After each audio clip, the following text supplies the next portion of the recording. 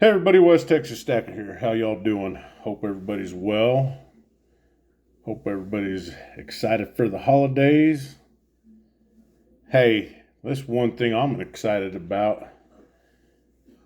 I know it's kind of taboo for silver and gold stackers to be into cryptocurrency. Now, I'm no financial advisor. Don't take my advice. I don't even really have much of a game plan for this as well as I should. But people are talking about Bitcoin quite a bit here lately. I guess ever since President elect Donald Trump, I guess he's kind of getting to be known as the Bitcoin president, the crypto king, or however you want to title him. Anyways, I don't even know if anybody said that. I just made that shit up. But anyhow, uh, in the stacking community, these cryptocurrencies are frowned upon by most stackers, and I was one of them. To me, it didn't make sense. If you don't hold it, you don't own it. Well, doesn't mean you can't make money off of it. If you play your cards right, it's very possible. I know that for us, we got into this XRP stuff when it was relatively low. And today, as of today, we've lost a little bit. We're still above what we put in, but it's at $1.39. I believe the majority our dollar cost average on it is like 67 cents. So we're still ahead on that. My plan to gain enough and flip it into metals. I know it's a risk, but you're going to miss 100% of the shots you never take. At least this is my opinion on it. This is what I would like to do with it. And this is why I got into it. It was actually Mrs. West Texas that suggested it. And I said, why not? Let's give it a good try. If we can triple or more of what we got into it, then it's a win. I know most stackers won't like to hear that, but it's just the hard truth. If there's a EMP or EPM or however you want to say it, takes down the grid, takes down all that, well, we're going to lose either way. First of all, I think the chances of that happening are fairly slim. I think either way, in a situation like that, imagine trying to go to the grocery store. The grocery stores would be out of everything. Everything we use runs off of the internet. The supply chain, the ordering, the trucks, I don't know when the last time somebody actually opened up a map to get somewhere, but you just don't have to anymore.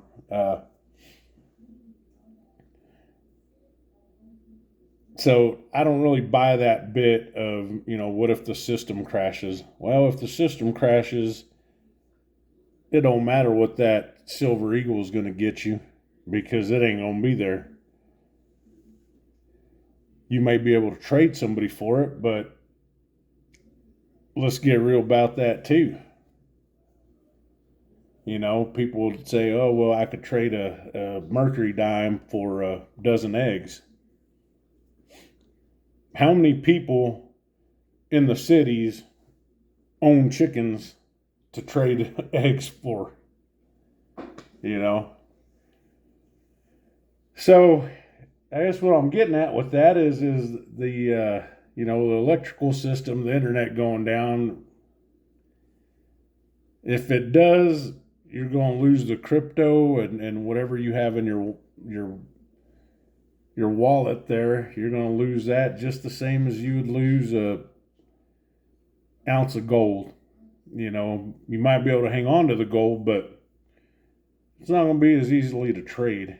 You know, you might be able to get some a generator with it or something like that, but you know, chances are it's not gonna happen. Here, I guess over last week, Bitcoin got pretty dang close to $100,000 a coin. It's taken quite a bit of a dive today. I'm seeing it's at about 97,000. Now, don't get me wrong, I'm not a super huge fan of Bitcoin. Most people don't have $100,000 to put into this, and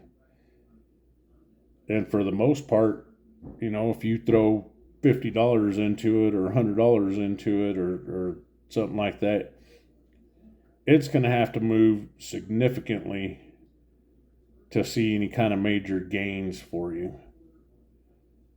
Now, the things about Bitcoin I don't like. The Chinese government owns about 200,000 Bitcoins. Now, why would the governments be wanting to own this cryptocurrency? That's a con to it, you know. Surprisingly enough, you know, everybody wants to point at China. They're the bad guys, which they more than likely are, but the U.S. government currently holds more Bitcoin than China, 203,000 Bitcoins. It's worth about $12 billion. Well, that was whenever this little article was made. Probably worth more now. The majority of that was seized in 2021. Silk Road Dark Web Network.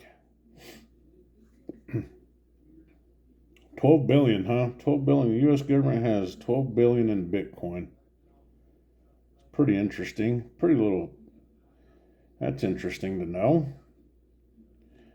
Do they plan on maybe paying off some of the national debt with that Bitcoin, or what's the deal there? Now, let's get to mining it.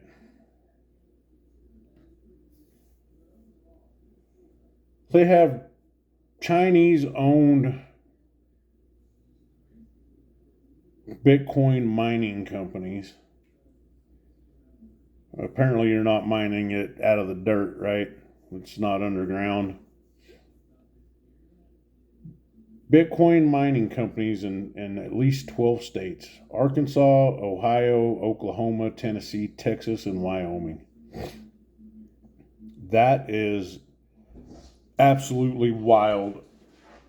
I do not know why or how any foreign company could own and do business here in the U.S.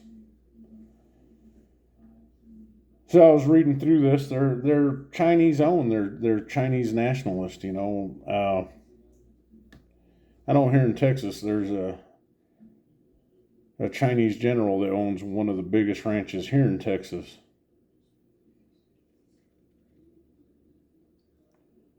Most of these companies migrated here in 2021. Yeah, that's out there. They're located fairly close to military installations. Now, one of the things that I will have to say, this article came out on May 13th, 2024. Biden bans Chinese Bitcoin mining near U.S. nuclear plant or launch sites. Who knows?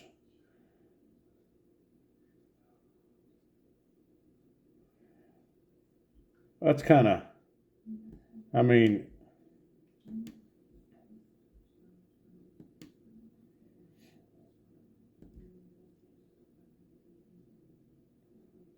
they're close to Air Force bases. They're, and not only that, they use up enough.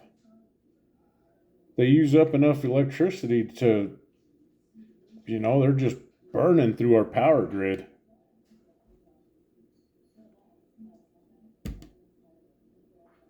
Which brings me to my next little deal about this is not so much towards cryptocurrency, but it's farmland in the U.S.